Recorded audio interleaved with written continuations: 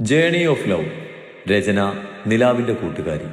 അവതരണം സാലിം കരുളായി. രാത്രിയാകുവോളം ആരും ബോറടിക്കാതിരിക്കാൻ സീതക്കും ബിന്ദുവിനൊപ്പം ഓരോ പണിയെടുക്കാൻ സഹായിച്ചു. അവരോട് കത്തിയടിച്ചിരുന്ന സമയം തള്ളി നീക്കി. ഭക്ഷണം കഴിച്ച് റൂമിൽ പോകാൻ നേരത്ത് ആര് വീണ് സ്കൂളിലേക്ക് പോകുന്ന കാര്യം പറഞ്ഞതും സൂര്യന് അതിലേറെ നല്ല വലിയൊരു ജോലി ശരിയാക്കി തരാമെന്ന് പറഞ്ഞെങ്കിലും ആരുവിന് തൻ്റെ കുഞ്ഞുമക്കളെ വിട്ടു പിരിയുന്ന കാര്യം ഓർത്തപ്പോൾ വല്ലാത്ത വീർമുട്ടൽ തോന്നി. ആരുവിൻ്റെ ആഗ്രഹം ഈ ജോലി തന്നെ തുടരാനാണെന്ന് മനസ്സിലായതും സൂര്യൻ പിന്നെ ഒന്നും എതിര് പറയാതെ സമ്മതം പറഞ്ഞതും ആരുവിൻ്റെ ഉള്ള സന്തോഷം കൊണ്ട് വിടർന്നു. ആ സന്തോഷത്തോടെ തന്നെ ആര് റൂമിലേക്ക് പോകാൻ നിൽക്കുമ്പോഴാണ് മാഹി വന്നത്. മാഹി. പതിവ് പോലെ തന്നെ മനഃപൂർവ്വം അവഗണിച്ചു പോകുന്ന മാഹിയെ കണ്ട് സൂര്യൻ ശബ്ദം കടുപ്പിച്ച് വിളിച്ചു. സൂര്യൻ്റെ വിളി കേട്ടതും മാഹി നടത്തം നിർത്തിയെങ്കിലും സൂര്യനെ തിരിഞ്ഞു നോക്കാൻ മുതിർന്നില്ല. ഇതേസമയം മഹിയുടെ അടുത്തേക്ക് നടന്നെത്തിയ സൂര്യൻ്റെ മുഖം അവനിൽ നിന്നും വമിക്കുന്ന മദ്യത്തിൻ്റെ രൂക്ഷഗന്ധത്തിൽ ദേഷ്യം കൊണ്ട് വലിഞ്ഞു മുറുക്കി. മഹി, നീ എന്താ ഇങ്ങനെ? സൂര്യൻ ദേഷ്യത്തിൽ പറഞ്ഞതും മഹി ഒന്നും പറയാതെ നിന്നു. നീ എന്തുദ്ദേശിച്ചാ മഹി ഇങ്ങനെ സ്വയം നശിക്കുന്നത്? നീ ഇന്ന് കവലയിൽ വെറുതെ എന്തിനാ അടിയുണ്ടാക്കിയത്? നീ അടിച്ചൊരുതിന് ICUവിൽ അത്യാസന്ന നിലയിലാ. അവനെങ്ങാനും താട്ടിപ്പോയ ആകത്താകാൻ പോകുന്നത് നീയാ. കഴിഞ്ഞു. സൂര്യൻ അത്രമാത്രം പറഞ്ഞത് കേട്ടിട്ടും മാഹി ഒരു കൂസലില്ലാതെ ചോദിച്ചതും സൂര്യൻ്റെ മുഖം ഒന്നും കൂടെ ദേഷ്യം കൊണ്ട് വലിഞ്ഞു മുറുക്കി. നീ എന്താ മാഹി ഇങ്ങനെ? നീ കെട്ടിക്കൊണ്ടുവന്നൊരു പെണ്ണിവിടെ ഉണ്ട്. നിന്നൊരാളെ വിശ്വസിച്ചാ ആ കുട്ടി ഇവിടെ കഴിയുന്നത്. ആ കുട്ടിയെടുത്തെങ്കിലും നിനക്ക് നന്നായിക്കൂടെ? സൂര്യൻ മാഹിയെ പറഞ്ഞ് മനസ്സിലാക്കാൻ ശ്രമിച്ചുകൊണ്ട് പറഞ്ഞു. കെട്ടിക്കൊണ്ട് വന്നിട്ടുണ്ടെങ്കിൽ അവളെ നോക്കാൻ എനിക്കറിയാം. അതിനാരുടെയും ഉപദേശമൊന്നും വേണ്ട. പിന്നെ മാഹി ഇങ്ങനെയാ, ഞാൻ ഇങ്ങനെയാകാൻ കാരണം നിങ്ങളൊക്കെ തന്നെയാ. പിന്നെ ഞാൻ എനിക്ക് ഇഷ്ടമുള്ളതുപോലെ ജീവിക്കും. എന്നെ ഭരിക്കാൻ ആരും വരണ്ട. ആരും. അതിനുള്ള അവകാശം ആർക്കും ഇല്ല. എല്ലാ ബന്ധങ്ങളും ഞാൻ പണ്ടേ ഉപേക്ഷിച്ചതാ. അതോർത്താ നന്ന്. സൂര്യനെയും ബിന്ദുവിനെയും രൂക്ഷമായി നോക്കി അതും പറഞ്ഞ് മഹി മുകളിലേക്ക് പോയി. പോകുന്ന പോക്കിൽ ഇടയ്ക്ക് മഹിയുടെ നോട്ടം അടുത്തിരിക്കുന്ന ആരുവിലേക്ക് പാറി വീണതും മഹി നോക്കുന്നത് കണ്ട് ആരു വേഗം മുഖം പിടിച്ചു. മാഹി പറഞ്ഞത് കേട്ടതും സൂര്യൻ പിന്നെ ആരെയും നോക്കാതെ സങ്കടത്തിൽ കുനിഞ്ഞ മുഖവുമായി റൂമിലേക്ക് പോയി. അമ്മ എന്തിനാ വിഷമിക്കുന്നത്? ആ ചെകുത്താൻ കുടിച്ചു വന്ന് ബോധമില്ലാതെ പറയുന്നതാകും. നേരിയതിൻ്റെ തുമ്പിൽ വിഷമത്തോടെ കണ്ണീരൊപ്പിന് ബിന്ദുവിനെ കണ്ട് അവരാശ്വസിപ്പിക്കാനെന്നവണ്ണം ആരു പറഞ്ഞു. അല്ല മോളെ, അവൻ ബോധത്തിൽ തന്നെയാ പറയുന്നത്. അവൻ്റെ മനസ്സിൽ അത്രക്ക് വെറുപ്പാ ഞങ്ങളോട്. നിറയുന്ന കണ്ണുകൾ ഒപ്പിക്കൊണ്ട് ഇന്ദു പറഞ്ഞു. അമ്മേ, അത് പിന്നെ ആ ചെകുത്താൻ എന്താ നിങ്ങളോട് ഇത്രയ്ക്ക് ദേഷ്യവും വെറുപ്പും? ആര് തെല്ലൊരു മടിയോടെ ചോദിച്ചു. എൻ്റെ മഹിക്കുട്ടിന് ആദ്യം ഇങ്ങനെയൊന്നും അല്ലായിരുന്നു മോളെ. എന്നെയും സൂര്യേട്ടനും ഒത്തിരി ഇഷ്ടമായിരുന്നു. അവന് എന്നേക്കാൾ ജീവായിരുന്നു സൂര്യേട്ടനെ. പാവായിരുന്നു എൻ്റെ കുട്ടി. ഒപ്പം എല്ലാത്തിനും മിടുക്കനുമായിരുന്നു. ആർക്കായാലും ഇഷ്ടപ്പെട്ടു പോകുമായിരുന്നു. പഴയ ഓർമ്മയിൽ ഇന്ദു ആരുവിനോട് പറഞ്ഞു. പിന്നെ എങ്ങനെയാ ഇതുപോലൊരു തെമ്മാടിയായത്? ഇന്ദു പറഞ്ഞത് കേട്ട് ആരു തൻ്റെ ഉള്ളിലെ സംശയം ചോദിച്ചു. എല്ലാം ഞാൻ കാരണാ മോളെ. ഞാൻ ഒറ്റൊരാൾ കാരണം എൻ്റെ മഹിക്കുട്ടിന് ഇങ്ങനെ ആയത്. വേദനയോടെ ഇന്ദു പറഞ്ഞത് കേട്ട് ആരു സംശയത്തിൽ നെറ്റിച്ചുളുക്കി ഇന്ദുവിൻ്റെ വാക്കുകൾക്കായി കാതോർത്ത് നിന്നു. ചെറുപ്പം തൊട്ടുള്ള എൻ്റെ കൂട്ടുകാരിയായിരുന്നു യാമിനി. ഞങ്ങളുടെ തറവാട്ടിലെ ജോലിക്കാരിയായിരുന്നു അവളുടെ അമ്മ. അച്ഛൻ കുഞ്ഞിലേ മരിച്ച അവൾക്ക് അമ്മ മാത്രമേ ഉണ്ടായിരുന്നുള്ളൂ. കുഞ്ഞിലേ മുതൽ ഞാനും അവളും നല്ല കൂട്ടായിരുന്നു. ഇരു ശരീരമായിരുന്നെങ്കിലും ഒറ്റ മനസ്സായാണ് ഞങ്ങൾ വളർന്നത്. പരസ്പരം പങ്കുവെക്കാത്ത ഒരു കാര്യവും ഞങ്ങൾക്കിടയിൽ ഇല്ലായിരുന്നു. ഞങ്ങൾ +2 കഴിഞ്ഞ് നിൽക്കുമ്പോഴാണ് യാമിനിയുടെ അമ്മ വയ്യാതാകുന്നത്. അന്ന് മുതൽ അവളുടെ അമ്മക്ക് പകരം അവളായിരുന്നു ജോലിക്ക് വന്നത്. ഞങ്ങളത് തടഞ്ഞെങ്കിലും ദുരഭിമാനിയായ അവള് അതൊന്നും ചെവിക്കൊണ്ടില്ല. ആ ഇടയ്ക്ക എൻ്റെ അച്ഛൻ്റെ പെങ്ങളുടെ മകനായ സൂര്യേട്ടൻ പഠിപ്പ് കഴിഞ്ഞ് ഞങ്ങളുടെ തറവാട്ടിലേക്ക് താമസത്തിന് വരുന്നത്. ആരോടും പെട്ടെന്നെടുക്കാത്ത യാമിനിയുമായിട്ട് സൂര്യേട്ടൻ വേഗം തന്നെ സൗഹൃദം സ്ഥാപിച്ചെടുത്തിരുന്നു. 2 മാസത്തെ വെക്കേഷൻ കഴിഞ്ഞ് സൂര്യേട്ടൻ തിരിച്ചു പോകുമ്പോൾ ഇരു മനസ്സും പ്രണയത്താൽ അത്രയും അടുത്തു പോയിരുന്നെന്ന് എനിക്കറിയില്ലായിരുന്നു. അപ്പോഴേക്കും സൂര്യേട്ടൻ ആളുടെ അച്ഛൻ്റെ കൂടെ ചെന്തോട്ടത്ത് കുടുംബത്തിൻ്റെ ബിസിനസ് നോക്കി നടത്താൻ തുടങ്ങിയിരുന്നു. എല്ലാം എന്നോട് തുറന്നു പറയുന്ന എൻ്റെ ഒറ്റ കൂട്ടുകാരി അവളും സൂര്യേട്ടന് ഇഷ്ടത്തിലായ കാര്യം മാത്രം എൻ്റെ നിന്ന് മറച്ചു വെച്ചു. ആ ഇടയ്ക്ക ഞങ്ങൾക്ക് 2 പേർക്കും ടൗണിലുള്ള കോളേജിൽ ഡിഗ്രിക്ക് അഡ്മിഷൻ കിട്ടുന്നത്.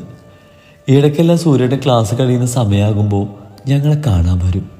ആദ്യം അവനക്ക് അവർ തമ്മിലുള്ള അടുപ്പം മനസ്സിലായില്ലെങ്കിലും പിന്നീട് കോളേജിൻ്റെ മുൻപിൽ നിത്യസന്ദർശകനായ സൂര്യേട്ടനെ കാണുമ്പോൾ വിട്ടിരുന്ന യാമിനിയുടെ മുഖമൊക്കെ കൂടിയായതും സംശയം തോന്നി. ഒരു ദിവസം അവളെ പിടിച്ചു നിർത്തി കാര്യം ചോദിച്ചതും അവർ തമ്മിൽ ഇഷ്ടത്തിലാണെന്ന കാര്യം യാമിനി തുറന്നു പറഞ്ഞപ്പോൾ ആദ്യം ഞെട്ടിപ്പോയെങ്കിലും പിന്നെ പായാ തോന്നിയത്. കാരണം സൂര്യേട്ടൻ്റെ അച്ഛൻ ഒരു ദുരഭിമാനിയാണ്. ഒരിക്കലും സൂര്യേട്ടനും യാമിനിയുമായിട്ടുള്ള വിവാദത്തിന് സമ്മതിക്കില്ലെന്ന കാര്യത്തിൽ ഉറപ്പായിരുന്നു. എന്നാലും ഉറ്റ കൂട്ടുകാരുടെ കണ്ണുനീര് കണ്ട് അവളുടെ കൂടെ ഞാൻ നിന്നു. പിന്നെ അവരുടെ ഇടയിൽ ഹംസ ഞാനായിരുന്നു എന്ന് വേണം പറയാൻ. ആ ഇടക്ക എനിക്ക് വീട്ടിൽ വിവാഹം ആലോചിക്കാൻ തുടങ്ങിയത്. എൻ്റെ ഏട്ടൻ്റെ സുഹൃത്തും ഹരിനാരായണനുമായിട്ട് ഓർമ്മ വെച്ച കാലം മുതലേ ഞാൻ ഇഷ്ടത്തിലായിരുന്നു. ഈ കാര്യം ഞാൻ തുറന്നു പറഞ്ഞതും അത്യാവശ്യം നല്ല കുടുംബത്തിൽ ജനിച്ചത് കൊണ്ട് തന്നെ വീട്ടിലാർക്കും ഞങ്ങളുടെ വിവാഹത്തിന് എതിർപ്പില്ലായിരുന്നു. അങ്ങനെ എല്ലാവരുടെയും അനുഗ്രഹത്തോടെ തന്നെ ഞങ്ങളുടെ വിവാഹം നടന്നു. വിവാഹം കഴിഞ്ഞു പോയെങ്കിലും ഞാനും യാമിനിയുമായിട്ടുള്ള സൗഹൃദത്തിന് യാതൊരു മാറ്റവും വന്നിരുന്നില്ല. ഹരിയേട്ടൻ്റെ അമ്മയ്ക്ക് ഞാൻ പഠിക്കാൻ പോകുന്നതിനോട് താല്പര്യമില്ലാത്തത് കൊണ്ട് എനിക്ക് പഠിപ്പ് പകുതി വെച്ച് നിർത്തേണ്ടി വന്നു. ആ ഇടക്ക യാമിനിയുടെ അമ്മ മരിക്കുന്നത്. തനിച്ചായവളെ അവൾ ഒറ്റയ്ക്ക് നിർത്താൻ സൂര്യനെ ഒരുക്കല്ലായിരുന്നു. ചന്ദ്രോത്ത് കോവിലകത്ത് എല്ലാവരുടെയും എതിർപ്പ് വകവെക്കാതെ സൂര്യൻ്റെ യാമിനിയെ താലി കെട്ടി കൂടെ കൂട്ടി. യാമിനിക്ക് വിലക്ക് കൽപ്പിച്ച തന്ത്രോത്ത് കോവിലത്തേക്ക് ഇനി സൂര്യേട്ടനും വരുന്നില്ലെന്ന് പറഞ്ഞതും സൂര്യേട്ടന് അത്രയ്ക്ക് ഇഷ്ടമായിരുന്ന അച്ഛനും അമ്മയും അവസാനം സൂര്യേട്ടൻ്റെ വാശിക്ക് മുന്നിൽ അടിയേറു പറയേണ്ടി വന്നു. സൂര്യേട്ടൻ്റെ അച്ഛനും അമ്മയും തന്നെ ഇരുവീനി ചന്ദ്രോത്ത് തറവാട്ടിലേക്ക് കൂട്ടിക്കൊണ്ടുവന്നിരുന്നു. പിന്നീട് അങ്ങോട്ട് പ്രണയവും സന്തോഷവും നിറഞ്ഞ ജീവിതമായിരുന്നു അവരുടെ. സന്തോഷം ഇരട്ടിയാക്കാനെന്ന വണ്ണം അധികം വൈകാതെ മാഹിക്കുട്ടനും ജനിച്ചു. മാഹി ജനിച്ചാരെ അവരുടെ ബന്ധം ഒന്നും കൂടി ദൃഢമാകുകയാണ് ചെയ്തത്. ഇരുവരുടെയും ഓമന പുത്രനായിരുന്നവന് സ്വഭാവം കൊണ്ടും രൂപം കൊണ്ടും സൂര്യൻ്റെ തനി പകർപ്പ് തന്നെയായിരുന്നു മാഹിക്കുട്ടൻ. കല്യാണം കഴിഞ്ഞ് വർഷങ്ങളായിട്ടും തനിക്കൊരു കുഞ്ഞില്ലാത്ത വിഷമം ഞാനും ഹരിയേട്ടനും മറന്നത് കുഞ്ഞു മാഹിക്കുട്ടനിലൂടെയായിരുന്നു. അവൻ ഞാൻ ഇന്ദോമിയായിരുന്നു. ഞാൻ പ്രസവിച്ചിട്ടില്ലെങ്കിലും മായി എനിക്ക് എൻ്റെ മകൻ തന്നെയായിരുന്നു. തിരിച്ചവനും തന്നോട് നല്ല സ്നേഹമായിരുന്നു. മാഹിക്കുട്ടന് 10-ാം വയസ്സിലാണ് എല്ലാം മാറി മറിഞ്ഞത്. ആരുശി നേരിയതിൻ്റെ തുമ്പിൽ നിറഞ്ഞ മിഴികളൊപ്പി ഇന്ദു ബാക്കി പറയാൻ തുടങ്ങുമ്പോഴാണ് മുകളിൽ നിന്നുള്ള മഹിയുടെ ഉച്ചത്തിലുള്ള വിളി ആര് കേട്ടത്. ബാക്കി പറമ്മേ. മഹിയുടെ വിളി കേട്ടിട്ടും അത് കാര്യമാകാതെ ആര് ബാക്കി കേൾക്കാനുള്ള ആകാംക്ഷയിൽ ഇന്ദുവിനോട് പറഞ്ഞു. ആരുശി. വീണ്ടും മുകളിൽ നിന്നും മഹിയുടെ അലർച്ച കേട്ടു. മോള് ചെല്ല്, അല്ലെങ്കിൽ ദേഷ്യത്തിൽ അവൻ കയറിപ്പോയത്. ഇനി അവിടെ ഇരുന്ന് ദേഷ്യം കൂട്ടണ്ട. മുഖം അമർത്തി തുടച്ചുകൊണ്ട് ഇന്ദു പറഞ്ഞതും മനസ്സില്ലാ മനസ്സോട് ആര് റൂമിലേക്ക് നടന്നു. ആരുശി. റൂമിന്റെ മുന്നിലെത്തിയപ്പോൾ മഹിയുടെ ശബ്ദം ഉയർന്നു കേട്ടതും അവളൊന്നും പ്രതികരിക്കാതെ റൂമിലേക്ക് കയറി ഡോറ് ചാരി ബെഡിൽ കമിഴ്ന്ന് കിടക്കുന്ന മഹിയെ നോക്കി. എന്ത് പറഞ്ഞത് മുഴുവൻ കേൾക്കാൻ പറ്റാത്ത ദേഷ്യത്തിൽ അവൾ മഹിയെ നോക്കി നിന്നു. ആരുശി. ആര് വന്നത് അറിയാതെ മാഹി പില്ലോയിൽ മുഖമമർത്തിക്കൊണ്ട് അലറി വിളിച്ചു. എടി ആരു, എന്തിനാടാ ചെകുത്താൻ അമറുന്നത്? മഹി വിളിച്ചു തീരും മുമ്പേ ടേബിളിലുള്ള സൺക്രീം ബോട്ടിലെടുത്ത് മഹിയുടെ പുറത്തെറിഞ്ഞുകൊണ്ട് ദേഷ്യത്തിൽ ചോദിച്ചു. എടി. വേദനയെടുത്ത മഹി ബെഡിൽ നിന്ന് ചാടി എഴുന്നേറ്റ് ആരുവിനെ രൂക്ഷമായി നോക്കി. എന്താടോ ചെകുത്താനെ? താ കുറെ നേരമായാലും കിടന്ന് അലറാൻ തുടങ്ങിയിട്ട്. ഇവിടെ ആർക്കും ചെവിക്ക് പ്രശ്നമൊന്നുമില്ല. മഹിയുടെ കല്ലിച്ചുള്ള നോട്ടം കാര്യമാക്കാതെ ആര് ദേഷ്യത്തിൽ പറഞ്ഞ് ബെഡിൽ മാറി സൈഡിലായി പോയി കിടന്നു. ആര് കിടന്നത് കണ്ടതും മഹി അവളെ നോക്കി പല്ലിറമ്പി ബെഡിലേക്ക് കിടന്നു. ദേ, ഇവിടെ കിടക്കുന്നൊക്കെ കൊള്ളാം. ആവശ്യമില്ലാതെ തന്നെ തൊടാൻ വന്നാലോ ഒട്ടി കിടക്കാൻ വന്നാലോ കൂത്തി കീറും ഞാൻ. മഹി കിടന്നത് അറിഞ്ഞതും ആരും അവനെ നേരെ തിരിഞ്ഞ് പില്ലോയുടെ അടിയിൽ നിന്നും നല്ല മൂർച്ചയുള്ള കത്തിയെടുത്ത് മഹിക്ക് നേരെ നീട്ടിപ്പിടിച്ചുകൊണ്ട് പറഞ്ഞു. എന്നാ അതൊന്ന് കാണണല്ലോ. ആര് പറഞ്ഞത് കേട്ട് മഹി അതും പറഞ്ഞ് ഒരു കൈ കൊണ്ട് കത്തി പിടിച്ച ആരുവിൻ്റെ കയ്യിൽ നിന്നും തന്ത്രപൂർവ്വം ആ കത്തി തൻ്റെ കൈക്കിലാക്കി റൂമിൻ്റെ ഒരു ഭാഗത്തേക്ക് വലിച്ചെറിഞ്ഞ് ആരുവിൻ്റെ അടുപ്പിലുള്ള കൈയിട്ട് അവളെ വലിച്ച് തൻ്റെ നെഞ്ചോട് ചേർത്ത് ഇറുകപ്പെടുന്നു. വിട്. ആരും മഹിയുടെ കയ്യിൽ കിടന്ന് പിടഞ്ഞു. മഹി അത് കാര്യമാക്കാതെ ആരുവിൻ്റെ ചുണ്ടുകൾ ലക്ഷ്യം വെച്ച് അവൻ്റെ മുഖം അടുപ്പിച്ചതും മഹിയുടെ നീക്കം മനസ്സിലാക്കി ആരു വേഗം തന്നെ ചുണ്ടുകൾ വായ്ക്കകത്താക്കി. ആരുവിൻ്റെ പ്രവൃത്തി കണ്ട് ദേഷ്യം വന്ന മഹി അവളുടെ കവളിൽ പല്ലുകളായെത്തി ആരുവിൻ്റെ ദേഹത്തിൽ നിന്ന് അവളുടെ ഇട്ടിരുന്ന ടോപ്പ് വലിച്ചു താഴ്ത്തി അവളുടെ മാറിലായി മുഖം പൂഴ്ത്തി അവിടെ അമർത്തി ചുംബിച്ചതും ആരു മഹിയെ തൻ്റെ ദേഹത്തിൽ നിന്ന് നടത്തി മാറ്റാൻ നോക്കിയതും മഹി ആരുവിൻ്റെ പ്രവൃത്തി തടഞ്ഞ് അവളെ കൂടുതൽ വലിഞ്ഞു മുറുക്കി ചുംബിക്കാൻ തുടങ്ങി. അതിനനുസരിച്ച് ആരുവിൻ്റെ കൈകൾ ബെഡ്ഷീറ്റിൽ മുറുകി. എനിക്കിഷ്ടമല്ല, പിന്നെ എന്തിനാ എന്നോട് ഇങ്ങനെയൊക്കെ ചെയ്യുന്നത്? ആരു സങ്കടം കടിച്ചമർത്തി മഹിയോട് ചോദിച്ചു. പക്ഷെ എനിക്ക് നിന്നെ ഇങ്ങനെയൊക്കെ ചെയ്യാൻ ഒത്തിരി ഇഷ്ടമാണ്. ആര് പറഞ്ഞതിന് മറുപടിയായി അതും പറഞ്ഞ് മഹി അവളുടെ തൊണ്ടക്കുഴിയിൽ അമർത്തി ചുംബിച്ച് അവിടെ നാവ് കൊണ്ട് തഴുകി.